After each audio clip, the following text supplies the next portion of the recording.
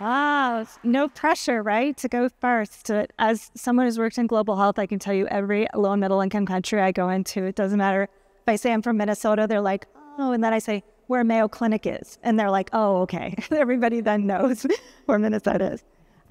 So thank you so much for the opportunity to be part of this ecosystem and with so many other amazing innovators during these last couple of days. It's really been an amazing experience. So my name is Anna-Marie Saarinen, and I am the co-founder and CEO of Bloom Standard. This is my daughter, Eve.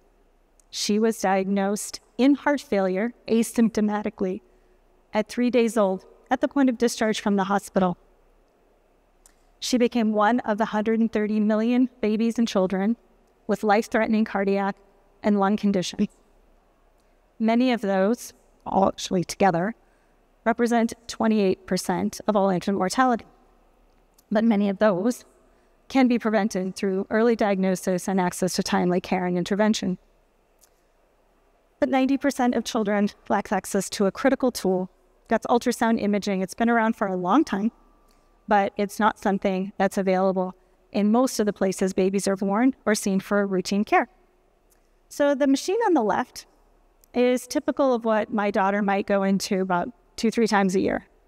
She goes to the University of Minnesota Children's Hospital, amazing place, right? This is an incredible, GE or Philips machine that she gets the benefit of getting her assessments on. This machine isn't only available in children's hospitals or tertiary care centers. It's big, it's expensive. It takes a ton of training, especially for little babies with hearts the size of walnuts. So we tried to figure out how we could bridge the gap so that children could get at least a screening level assessment closer to the point of care where they're first being seen and assessed.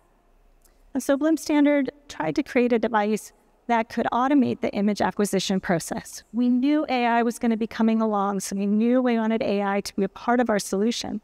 But the biggest gap was in image acquisition. So for our device, it's a 2-layer system for AI. The first layer is really embedded part of the hardware. So it helps with placement so that the user knows they've got their starting point. Then within 30 seconds, an autonomous sweep, and I've got my little friend here. This is my device. It's about the size of a computer mouse.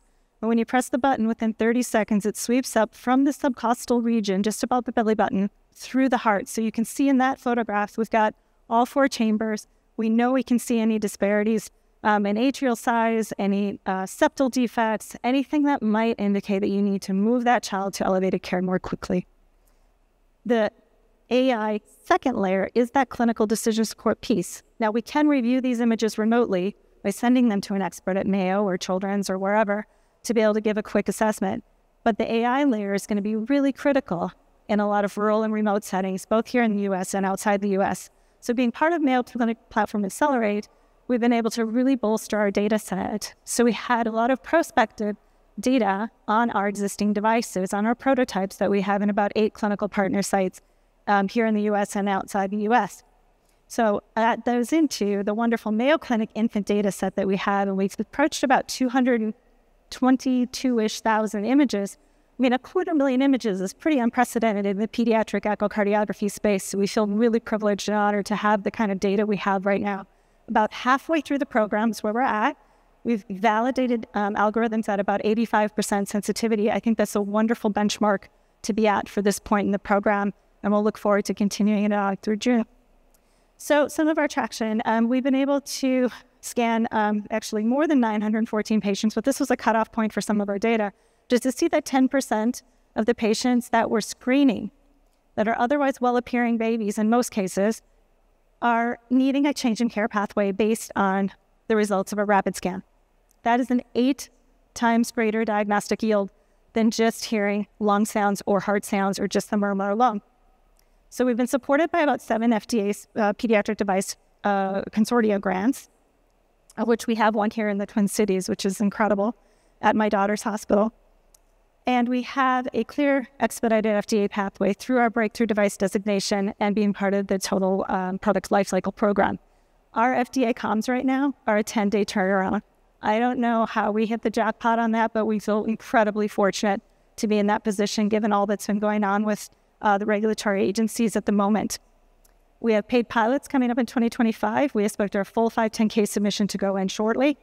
And current collaborations with the Gates Foundation. I'm here to announce, I guess tonight, since this is a rather closed audience, that we received our first significant Gates Foundation award on Friday. So we had a big Easter weekend celebration in our office to allow for that. Our leadership team, most of them are here, with the exception of Dr. Abo, who couldn't make it here. But we're really proud of the devices we've been able to bring through ideation into commercialization, and certainly intend to do the same with Bloom Standard. We've moved right now into our active Series A raise. So any leads, suggestions, interest, thoughts, please come and see me about that. About half of the money we've raised to date, just shy of $4 million, is non-dilutive in nature. So we're hoping that this $8 million brings us all the way through 2026, so into market entry and to cash flow positivity shortly thereafter. And we could use some private payer reimbursement and engagement here in the Twin Cities or elsewhere in the U.S. if you're able in the coming months. Finally, this is Eve. This week marks the anniversary of the day her surgeons stopped her heart for 8 hours, restarted it after they fixed it.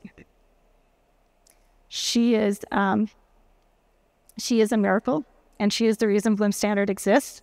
But every child deserves that same opportunity. And my mother, who turned 89 in that photo on Monday, can also be the beneficiary of Bloom down the road. The device is agnostic, and we're looking forward to future opportunities with Mayo to build out all these amazing use cases for repeatable autonomous image acquisition.